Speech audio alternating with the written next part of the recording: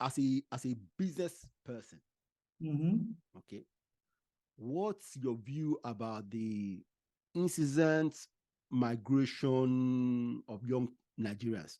Japa, that's what. Yeah, everybody wants to go to Europe or Canada.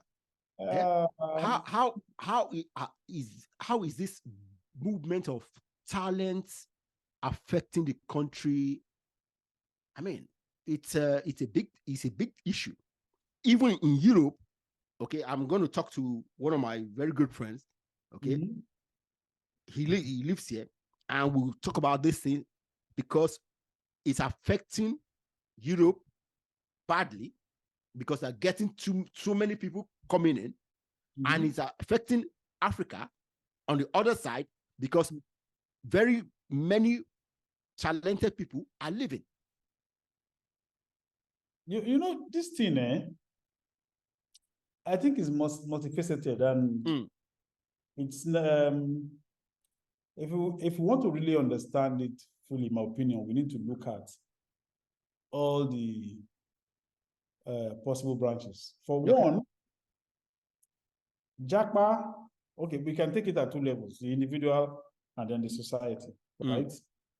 So for the individual, I've always said, okay, let's even go back in time. Let's go back to ancient times before we had countries. Yeah. When a location is not conducive for you, what do? Yeah, you move. You just pack your load and move to the next. Yeah. That's why we are everywhere. Yeah. That's how human beings colonize everywhere on the planet, right? Yeah. So this Japa thing is not something that started. No, it's a human thing. In fact, it's a human thing. Yeah. So the same thing applies today. Yeah. If the place is too hot for you, or you move, you have a perception that it's too hot, and you have a perception that the next place is cool, then you move. Yeah. I personally don't see anything wrong with that. No, now, of course not. Now, this is the thing. So for the individual, migrating can actually be beneficial. Yeah. Right? So for one, you can get better education, careers, higher living standard, growth, and that's at the individual level. Then also consider that in Nigeria, for example, I think it's about $25 to $30 billion that is remitted back into the country annually, right? Maybe that money will not, I'm just using the word maybe here, will not have come if those people had not emigrated to places where they could get those jobs and then use the remittance to help some of the people back home. Yeah. The remittances back home pays for a number of things, right? Yes. And question is, why are people moving from this place to that place or to other places? It's largely because the environment has been made unconducive for them. Exactly. Yeah. For young people, right? So if you make the environment unconducive, there'll be a massive exodus of people. It's natural. I mean, human beings have been doing it since the first human being stepped on the earth. So I don't think anything is wrong with that. Now, the flip side of this is when you have the most energetic segment of your country, society, wanting to leave, then there may be a problem. Brain drain, right? Yeah. And, there's an emerging conversation now about, this demographic shift and declining birth rate in some countries and very birth rate in some countries, and how, people, let's take Nigeria, for example, you school in Nigeria up to university level. Part of your education was actually subsidized by the society, right? Yeah. Going back to the subsidy thing that we talked about earlier. Part of your education was subsidized by the society.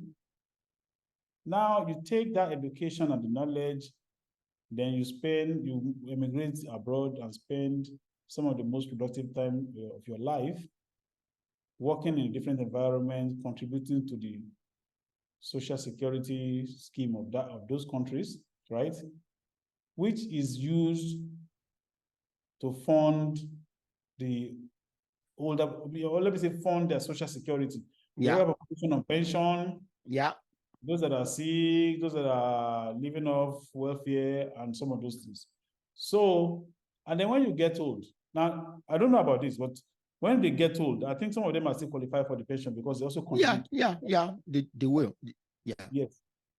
But what you have just done is you have deprived your original of that benefits. But I won't blame you if your origin is not providing the avenue for you to contribute. Then it just makes sense for you to leave. Yeah, it makes perfect sense for you to leave and find somewhere else to go.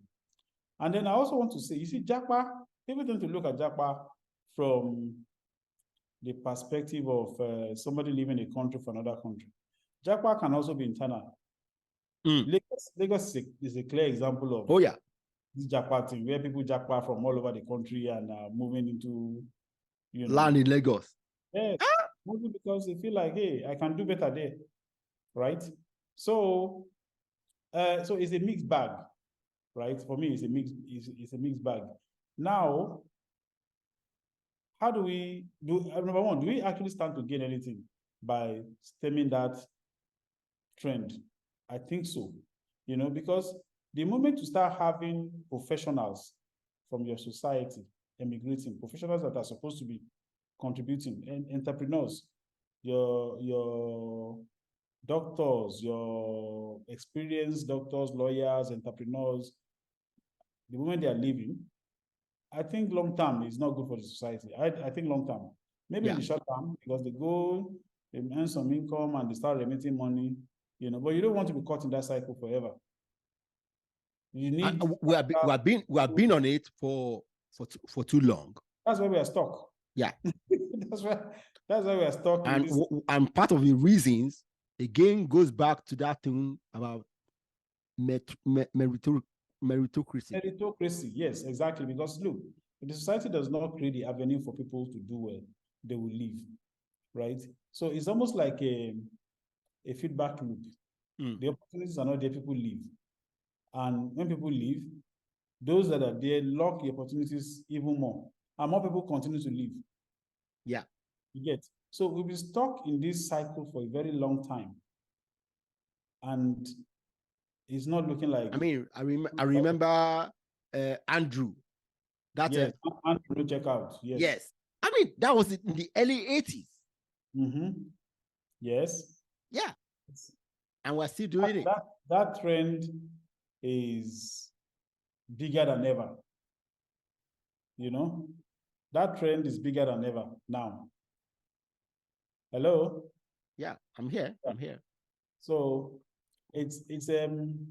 so what do we do? How do we stem this? How do we stem this? It's a difficult thing. Okay, because like you said, see, migration is natural. Okay, people will always want to move wherever they are is not conducive for any reason. Okay, exactly. Okay, so see, for me, my fear for Africa this century is that there is need to maintain, to keep our most talented people home. Because we actually need to build our countries. It's very, very important. And we need all these people to be, at least to contribute in some fashion to that development. Yeah. Okay.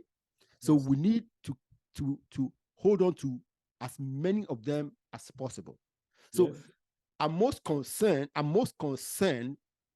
when we start losing a large population of professionals. Yeah. Okay. I'm not too concerned when young people maybe just started out of university, leave to do a master's or whatever. Yeah. But I'm most concerned about the professionals. Absolutely. Okay? Absolutely. The young people we have in abundance. Yes. Okay. But the professionals. Your most experienced hands. Yes. Are living. Experienced hands living is very, very dangerous. Yes. It's a problem.